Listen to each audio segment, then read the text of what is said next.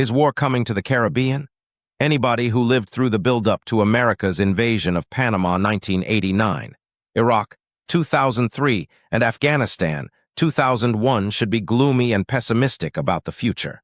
America is escalating tensions with Venezuela using the same old playbook for its wars of invasion in the late 20th and early 21st century. The Caribbean is already affected. Puerto Rico and the U.S. Virgin Islands, which are U.S. possessions, are being used as training grounds, bases, or staging posts for military action. Trinidad and Tobago, the closest neighbor of Venezuela, is being dragged into the conflict as part of their obligation under existing security agreements with the U.S. T&T's leadership is not doing itself any favors by giving fulsome approval to America's slaughter of 11 civilians during a strike on a vessel that was allegedly engaged in drug trafficking. There is currently a massive buildup of U.S. naval assets offshore Venezuela. Most mainstream media outlets, including the timorous, self-censored Caribbean media, speak only in generalities, but the military assets being assembled are formidable. 3 Arleigh Burke-class Aegis-guided missile destroyers, USS Gravely, USS Jason Dunham, and USS Sampson. These destroyers carry up to 96 missiles each, host MH-60 helicopters, and are equipped for advanced air defense, ballistic missile defense, and anti-submarine warfare. 1 cruiser, USS Lake Erie, operating in the Pacific Ocean nearby. 3 amphibious assault ships, notably including the USS Iwo Jima, which can carry up to 30 aircraft and displaces 41,000 tons, USS San Antonio, and USS Fort Lauderdale. These ships support around 4,000 to 4,500 personnel, including a reinforced Marine Expeditionary Unit of roughly 2,200 combat-ready Marines, amphibious vehicles, artillery, helicopters, and expeditionary forces, at least 1 nuclear-powered attack submarine operating covertly near Venezuela, capable of long-range reconnaissance, stealth, and launching cruise missiles or heavy torpedoes. Support aircraft include P-8A Poseidon patrol and reconnaissance planes outfitted with anti-submarine torpedoes, Harpoon anti-ship missiles, and advanced surveillance systems. This naval and marine deployment is one of the largest U.S. Caribbean operations in decades. The U.S. claims it is primarily aimed at countering threats from drug cartels while maintaining a strong presence near Venezuela. Despite the significant naval force, U.S. officials and analysts have emphasized there are no plans for a land invasion of Venezuela. But even the New York Times is skeptical, stating, "The heavy military presence in the Caribbean, including F-35 fighters in Puerto Rico, suggests the United States plans to do more than blow up small vessels." Similarly, President Maduro of Venezuela has an entirely different view, seeing the U.S. forces as the greatest threat that has been seen on our continent in the last 100 years, in the form of 8 military ships with 1,200 missiles targeting Venezuela. Is Maduro exaggerating, or are we witnessing a repeat of history? For an answer, I asked Perplexity Artificial Intelligence agent to outline the similarities in the U.S. military buildup prior to the invasion of Panama, Iraq, and Afghanistan. The similarities with the current U.S. military, economic, political, diplomatic, and psychological campaign against Venezuela are stark. Similarity number 1. Intelligence gathering and target selection. Detailed intelligence on political, military, and geographic targets is collected for precise strikes and rapid operational success. For example, in Iraq, key leadership and infrastructure were identified for swift neutralization. The U.S. has made the narcotics threat the legal and strategic basis for bolstering military operations in the region and targeting of Venezuelan leaders for arrests and regime change. Examples include announcing a bounty for the arrest and indictment of President Nicolás Maduro of $50 million, originally $10 million, then $25 million, $15 million on Diosdado Cabello, Venezuela's Minister of Interior, Justice, and Peace, and $15 million on Vladimir Padrino, Venezuela's defense minister.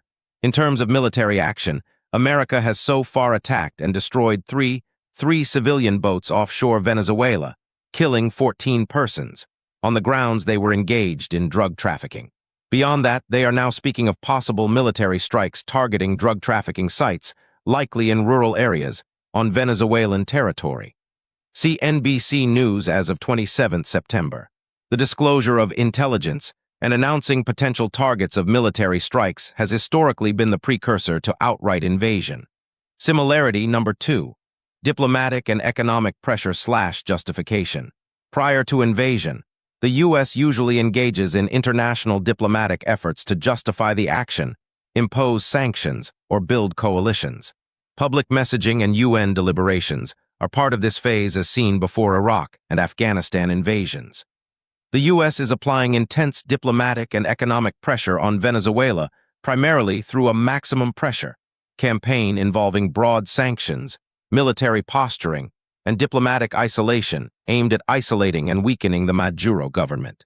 The approach centers on accusing and punishing Venezuela's ruling elite for corruption, human rights abuses, and drug trafficking ties. Like it did in the run-up to the illegal invasion of Iraq, the U.S. has imposed extensive sanctions on Venezuelan individuals and the energy sector to restrict oil revenues. Additionally, as discussed above, the Trump administration has escalated military deployments near Venezuela, conducting strikes on alleged drug boats it claims are connected to Venezuelan criminal groups and cartels.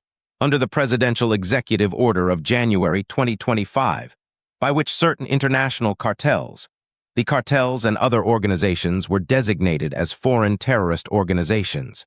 Tren de Argua of Venezuela was specifically identified. The Pentagon has been authorized to use force against drug cartels linked to Venezuela, reflecting a national security framing for its pressure campaign. Drug trafficking is now the new weapons of mass destruction, universally known as the bogus justification for Operation Iraqi Freedom. Venezuela condemns U.S. actions as illegal, immoral, and attempts to seize control of its oil and gas wealth via military threats. Caracas frames U.S. policy as destabilizing for Latin America and accuses Washington of fabricating pretexts for military aggression. Similarity number 3. Force mobilization and prepositioning. Troops, equipment, and logistics are staged near the target area or in strategic locations. Prepositioning of materiel eases rapid deployment and sustainment.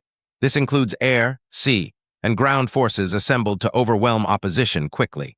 As already described, U.S. force projection includes a combination of surface warships, amphibious landing ships and vehicles, marine expeditionary forces, nuclear submarine assets, and maritime patrol aircraft to enable surveillance, rapid deployment, and flexible response capabilities in the southern Caribbean waters offshore Venezuela. Most analysts are skeptical that these American military assets are there merely to combat drug trafficking. Reuters news agency quotes Christopher Hernandez Roy with the Center for Strategic and International Studies in Washington. It's too big to be just about drugs. It's too small to be about an invasion. But it's significant enough that it's there to do something. SSCB Crack News, which specializes in defense and related issues, provides an illustrative graphic, see below, to make the point that the U.S. military buildup in Caribbean signals potential action against Venezuela. Similarity number 4. Operational and strategic planning. Detailed campaign plans are made for rapid regime removal, control of airspace, securing ports and infrastructure, and dismantling enemy command. Airstrikes designed to decapitate leadership and degrade military capacity precede ground invasions. There is no publicly confirmed detailed U.S. military campaign plan explicitly outlining rapid regime removal, control of airspace, securing ports and infrastructure, and dismantling enemy command structures inside Venezuela. But the U.S. has significantly increased naval and aerial forces in the southern Caribbean, with around 4,500 troops aboard 8 warships deployed nearby. Most analysts suggest this force does not constitute an invasion force large enough for rapid regime change, but signals pressure on the people and government of Venezuela. However, media reports, e.g., NBC News, suggest escalating U.S. operations from strikes on vessels allegedly involved in drug trafficking, drone and air strikes targeting drug trafficking groups, leaders, and drug labs within Venezuela, potentially beginning within weeks. Similarity number 5. Psychological and information operations. Efforts to undermine enemy morale, encourage defection, and shape public opinion often accompany the military buildup. The massive U.S. naval and aerial buildup, including warships and F-35 fighters near Venezuela, serves as a psychological signal to Nicolás Maduro and Venezuelan military personnel that the U.S. is capable and serious about forcing change. This gunboat diplomacy creates fear and pressure, with the intent to incentivize defection or diminish resolve within Maduro's ranks. U.S. officials reportedly seek to intimidate the Venezuelan military through fear of regime removal, aiming to fracture loyalty by demonstrating overwhelming power and precision strike capabilities, such as surgical operations targeting drug traffickers' airstrips rather than broad invasions. The campaign involves information and cognitive warfare tactics that include spreading narratives of imminent U.S. action to destabilize morale and create uncertainty. Venezuela's Defense Minister Vladimir Padrino Lopez has accused the U.S. of fabricating incidents and conducting a disinformation. Psychological pressure is reinforced by multinational military exercises, UNITAS 2025, alongside U.S. forces in the Caribbean, signaling broad regional consensus backing U.S. actions and isolating Maduro politically, which can encourage defections or undermine regime cohesion. As proof of this, three weeks ago, multiple media sources were in receipt of recordings of U.S. amphibious and aerial training exercises in Puerto Rico, which simulate a possible invasion of Venezuela. The U.S. government has also placed a $50 million bounty on Maduro and designated his network as a terrorist cartel, a move designed to incentivize defection or betrayal from within his circle and to erode internal loyalty through legal and economic pressure. Maduro and Venezuelan officials counter these efforts with public calls to arms, emphasizing national unity and preparedness.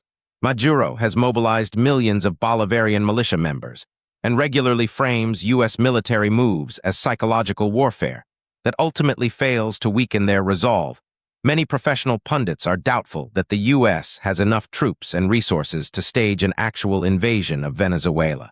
But there is a line from Shakespeare's Julius Caesar that there is a tide in the affairs of men, which, taken at the flood, leads on to fortune.